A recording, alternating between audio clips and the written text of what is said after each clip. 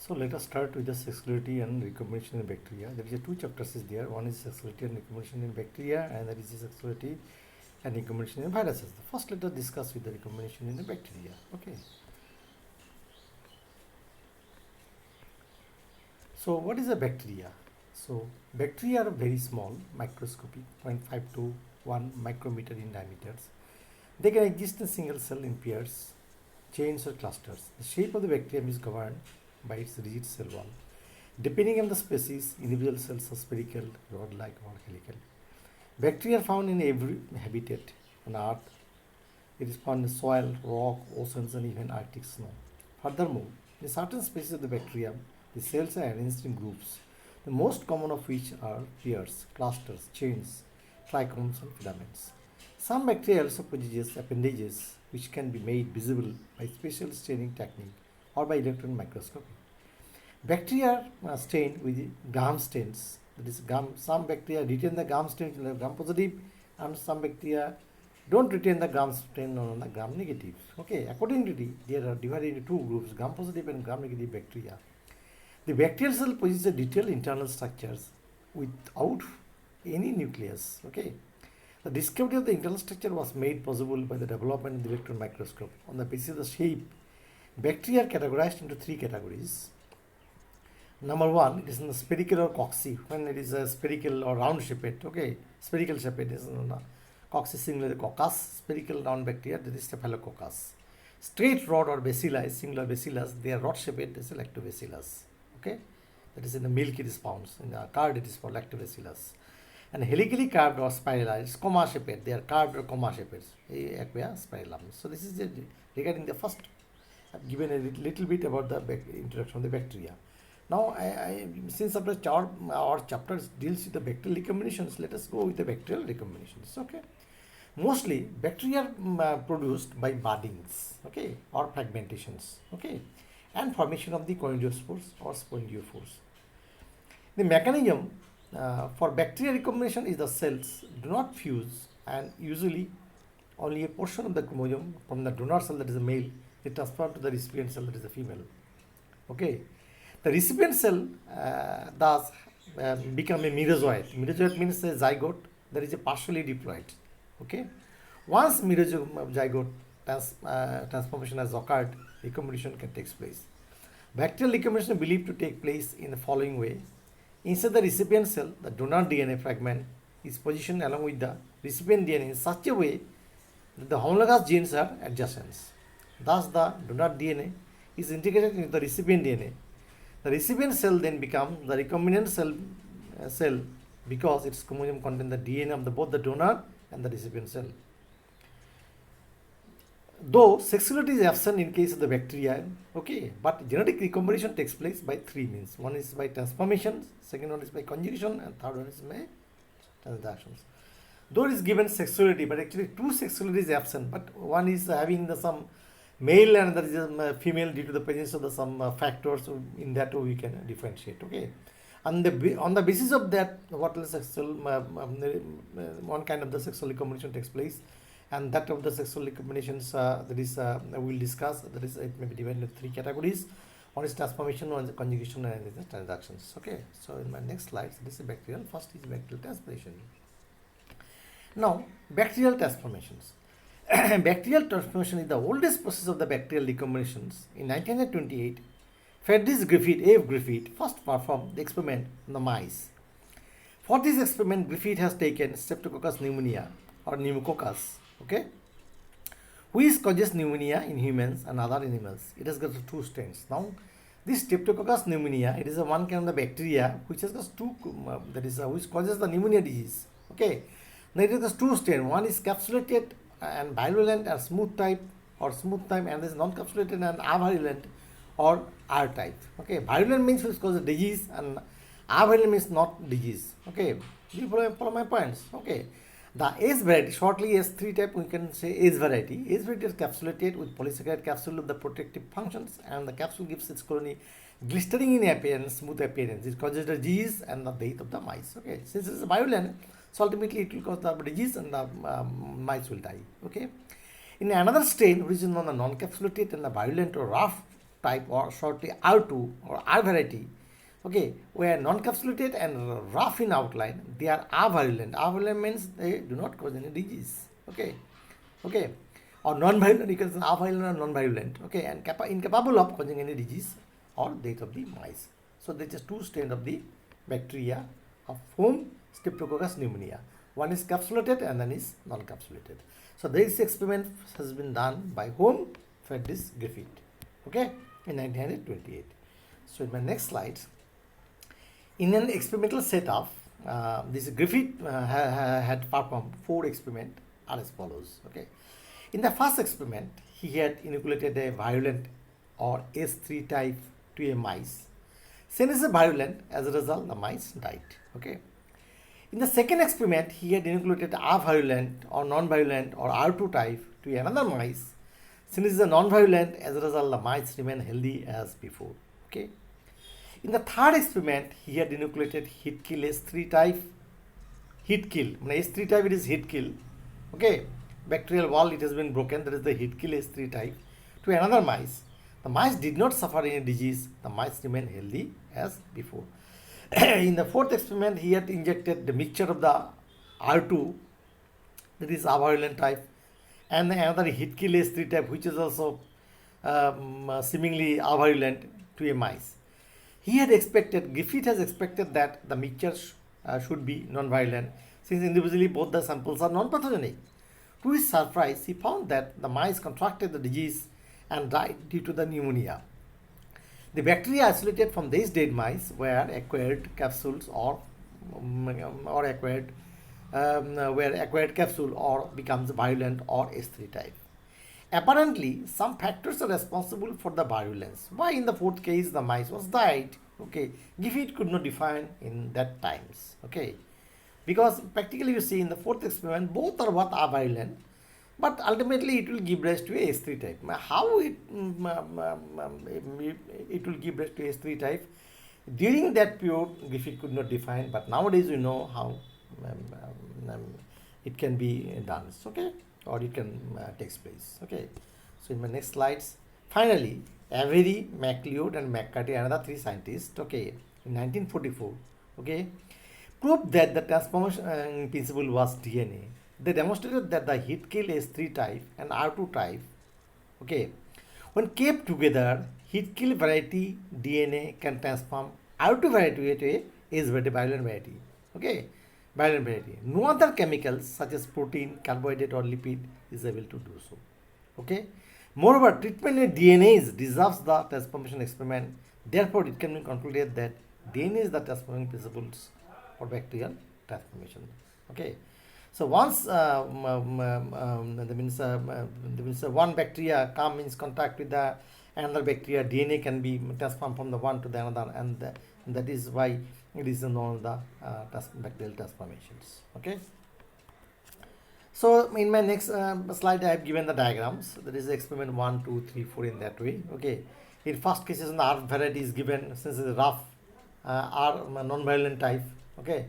So mouse is healthy, but when a smooth S3 type was a mouse dies due to the what? This is a virulent type. This is the virulent and non-virulent. Okay.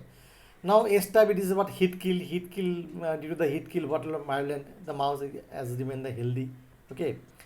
And that is why what he has done, the rough variety and then heat kill variety, he has make a mixture, and that mixture is inoculated to another mice. Apparently mice should survive, but it is not survived, instead it is died. Why it is died, it's not known. Okay, but today we know why it is died. Okay, so in my next slide, so bacterial conjugation. So I think it is clear to you, no, why it is died, because when these two varieties of bacteria remain together, okay. Now heat kill S3 variety, the DNA, okay, DNA is not destroyed. That DNA it can convert R2 variety to a heat kill variety. As a result, it will die. Okay, you follow my points. So next is we will discuss the bacterial conjugations. J. Lederberg and E. Totham in 1946 first discovered the process of conjugation in bacteria. In conjugation, there is a transfer of the genetic material between the two conjugates belonging to two sexually different strains.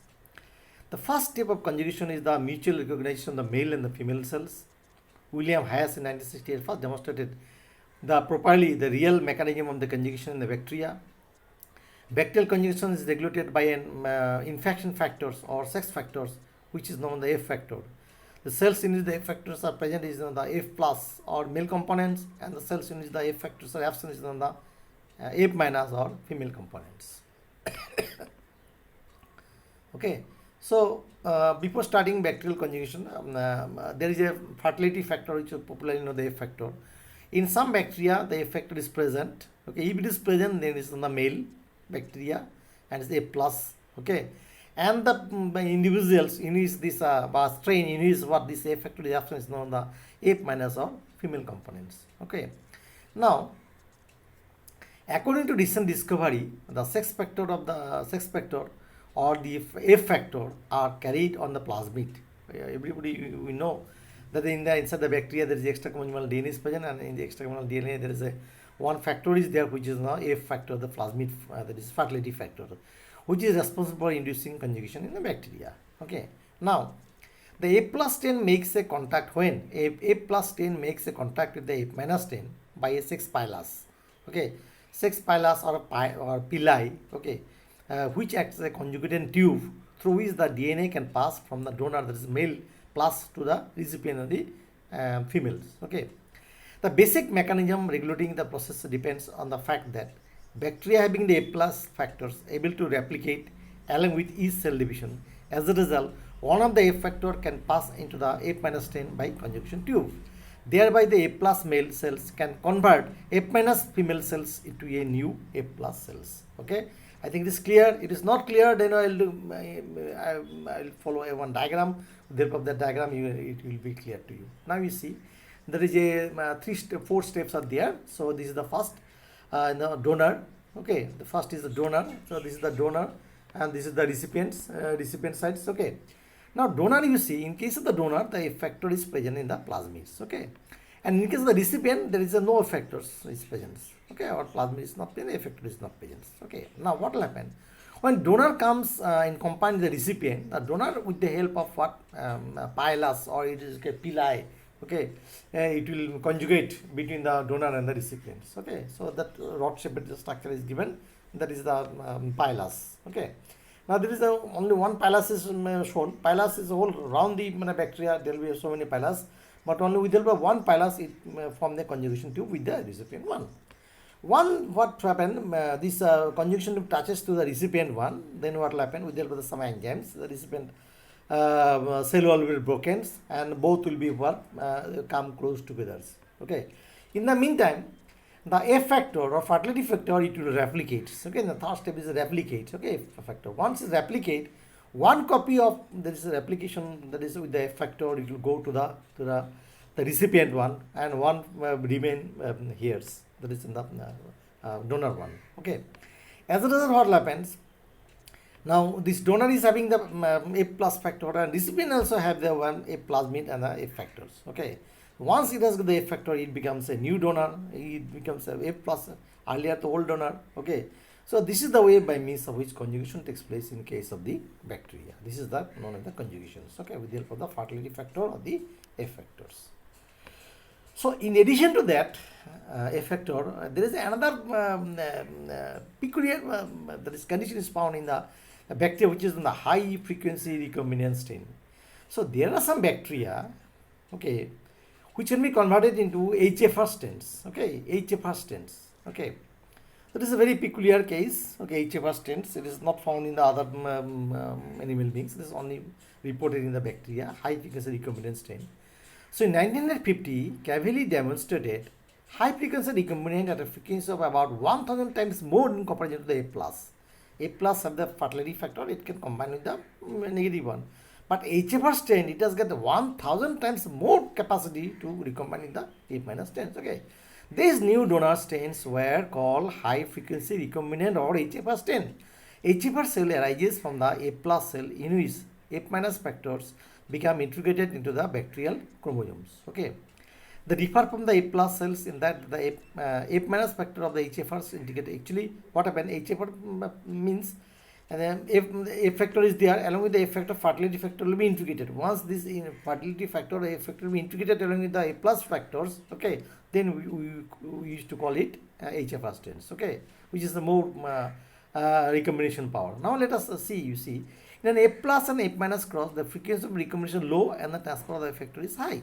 But a conjugation of the HFR and A minus cross, the frequency of the recombination is high and the transfer of the effector is low. The HFR strain first makes a contact with the A minus strain with the help of the A minus pilus conjugation tube. The HFR chromosome begins to replicate at the point of insertions of the effector. Since the effector can integrate the different position of the HFR bacterial chromosome, the first genes to enter the A minus strains, that is the A minus strain will vary with the different HFR strains. Okay, so it is clear, I think, what do the HFR strains. Let me count.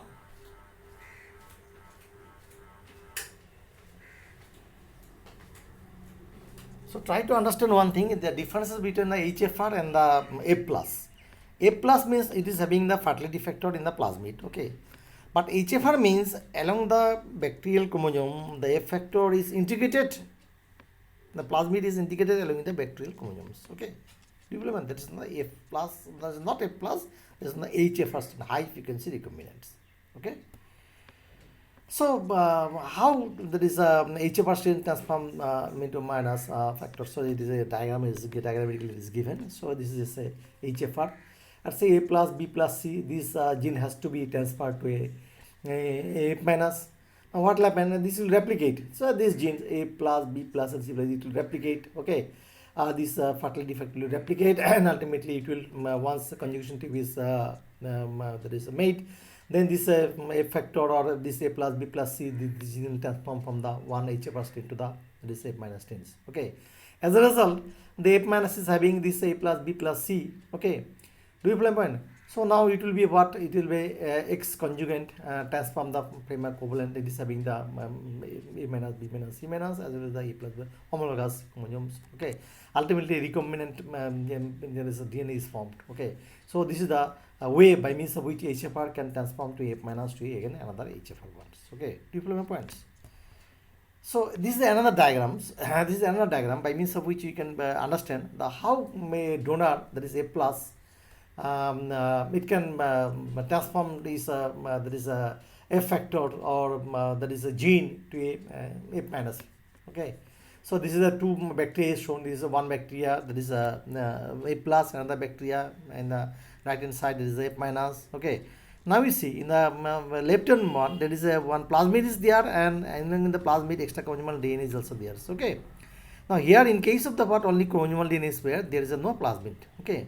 Now what will happen? This plasmid or effector is called the tetracycline gene, and this tetracycline gene, it will replicate and after replicate what will happen, it will from 2 copy and 1 copy it may transmit to the A minus form, and once it move to the A minus with the pilus, ultimately A minus will be again A plus. Okay, tetracycline having the tetracycline, in that way what happens, the HFR strains it can convert the A minus to another HFR ones. Okay. Now this HFR conjugation already I have shown. This is how the conjugation is made in my earlier diagrams. Okay, this is the same thing. You can see it. Okay. So in addition to that, there is another type of the conjugations which is popularly known the bacterial transactions. Okay. Now what is a bacterial transaction or transactions? Transaction is the transfer of the bacterial DNA from a donor to a recipient bacteria by a virus particle. Yes, not direct. Earlier we have come across that two bacteria when come close together, then a conjugation tube will form. Okay. Now there is no need of conjugation tube. There is a third party which is a popular in the vector, or it is in the prophase, or it is in the bacteriophage. It is a virus particles. Okay.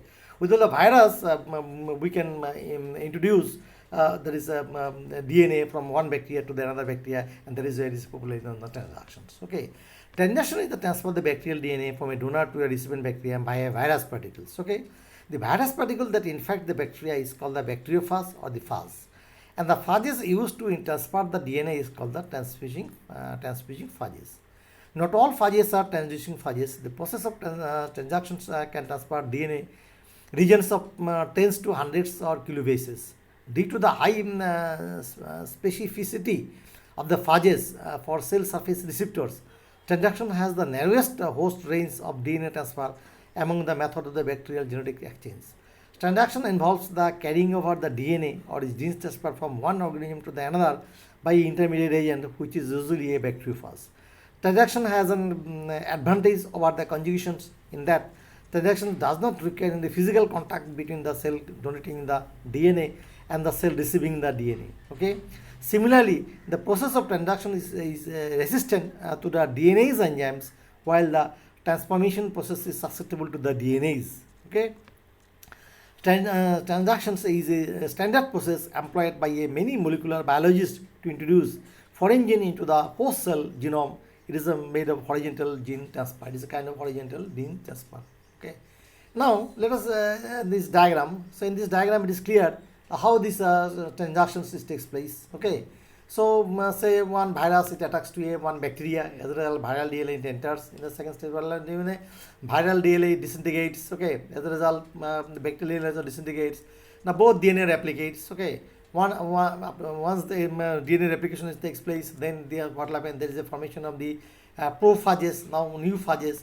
Now in this new phages, some of the bacteria will enter and some of the phages viral DNA will enter.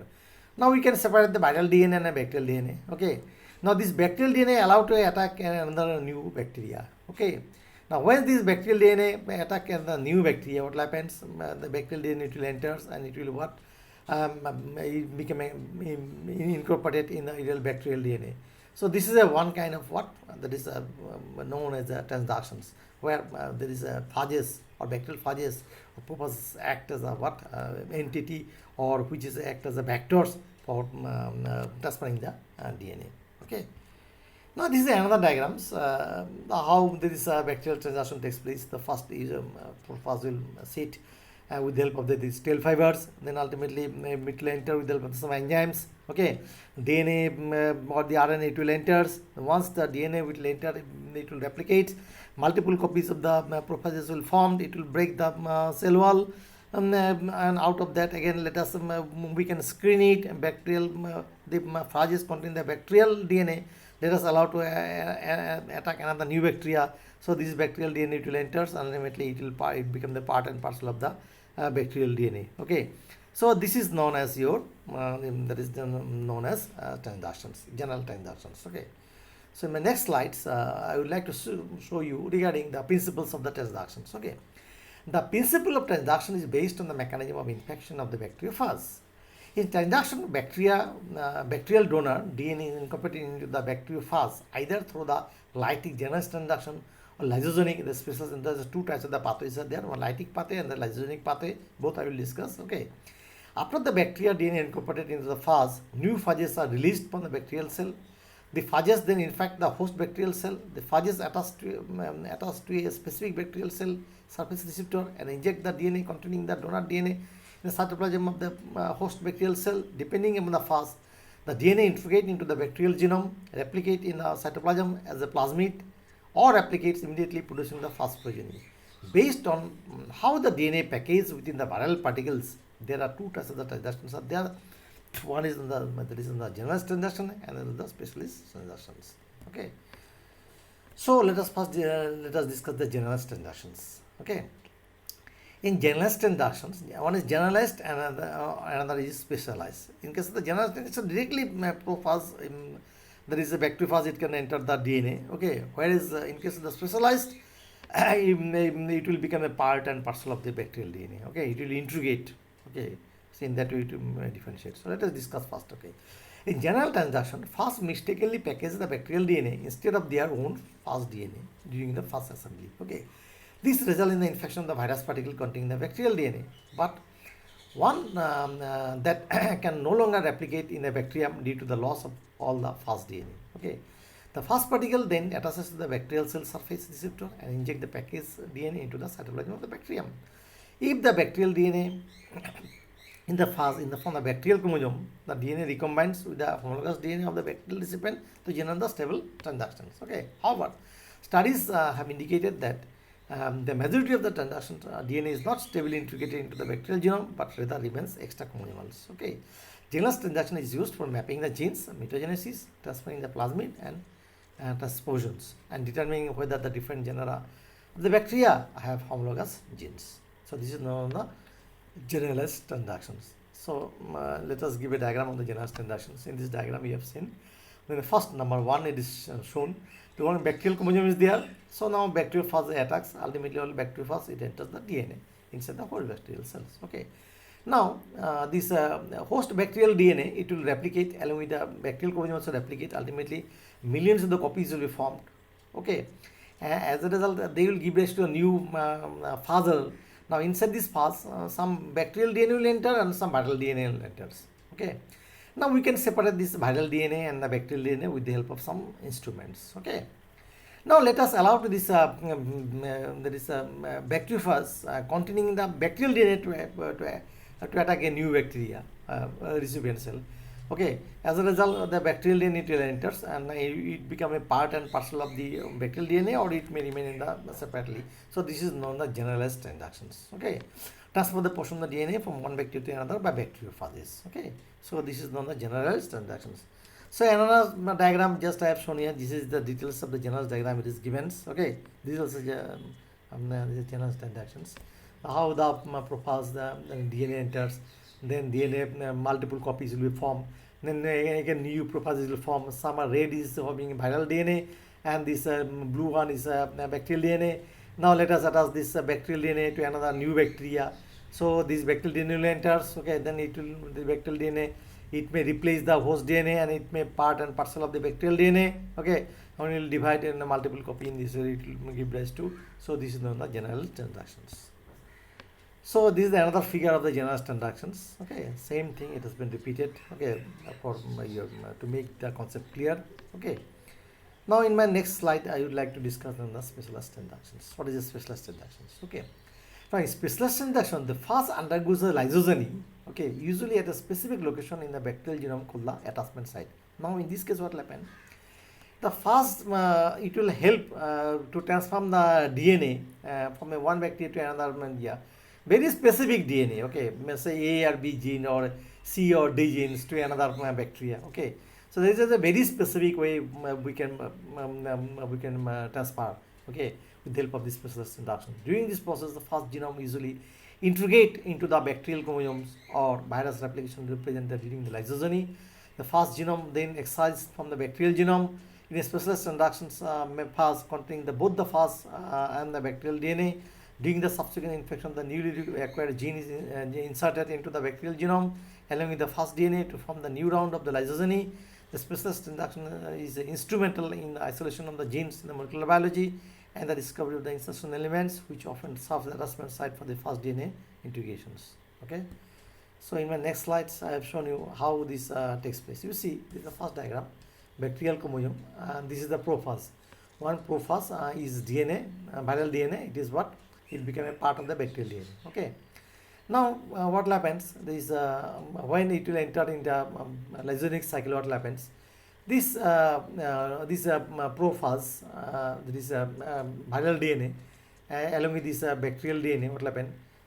Bacterial DNA, it will be separated. Okay, separated. So this is the own host DNA. This is the viral DNA. Okay, in the third pictures.